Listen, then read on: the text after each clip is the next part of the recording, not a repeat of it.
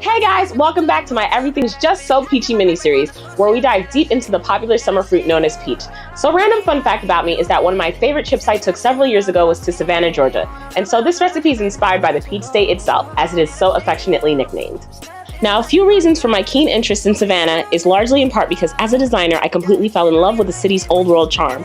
More specifically, Savannah is one of those alluring cities that features intricate architectural designs, beautifully manicured parks, and charming horse-drawn carriages. Pair that with its southern hospitality and good food, and well, you can imagine why it didn't take much to win me over. So of course I decided to parlay all these characteristics into a fancy, fun, and sexy cocktail that I like to call my hot and sweet Georgia peach, so stay tuned.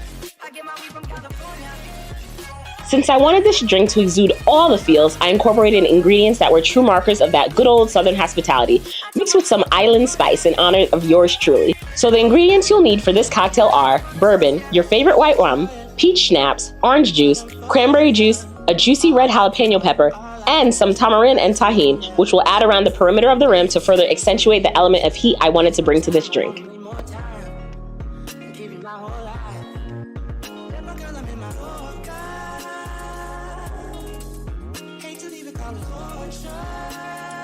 I decided to pair this drink with a sultry, quick and easy dessert known as peaches and cream to really set it off. Cause guys, I picked a lot of freaking peaches, so I was determined to use them all at all costs.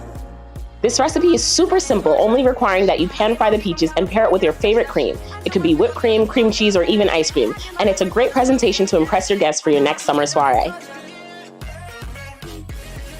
Just be sure to take it easy with these cheeky peachy recipes, cause sexy drink plus sexy dessert just might equal some sexy time. All ingredients and full recipe can be found on my blog, La Vie de la Fête. Please remember to drink responsibly. Cheers, y'all!